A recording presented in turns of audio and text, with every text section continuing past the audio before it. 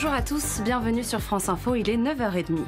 C'est le 10e mort en marge des barrages ou actions des Gilets jaunes. Un automobiliste de 36 ans mort hier soir. Il a percuté un camion à proximité d'un blocage au péage sud de Perpignan.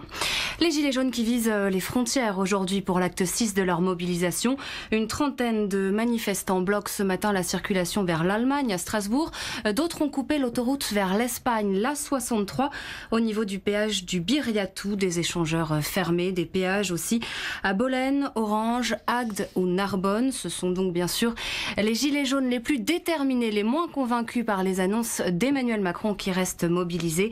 Les mesures d'urgence adoptées définitivement par le Sénat hier soir, parmi elles la défiscalisation des heures supplémentaires, la possibilité pour les entreprises de verser une prime exceptionnelle ou encore l'exonération pour certains retraités, plus de retraités en tout cas de la hausse de la CSG.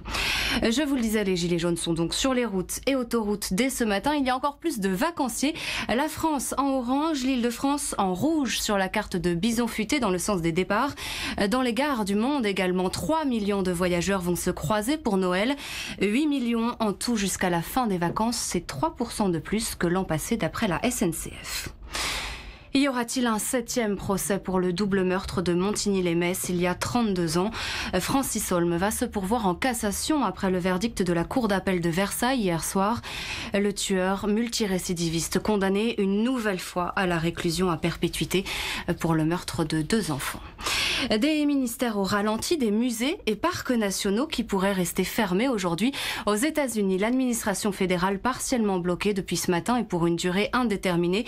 C'est un shutdown car le Congrès et la Maison-Blanche n'ont pas trouvé d'accord sur le financement du mur voulu par Donald Trump à la frontière avec le Mexique.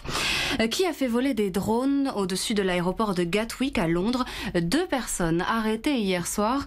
Ces survols sont bien sûr interdits. Il y en a eu plusieurs depuis mercredi soir et donc les vols des avions ont été supprimés ou retardés. 120 000 voyageurs affectés. Tout devrait rentrer dans l'ordre aujourd'hui. Avec quand même encore des retards, ce sera progressif. Vous êtes bien sur France Info. L'info revient dans moins de 10 minutes.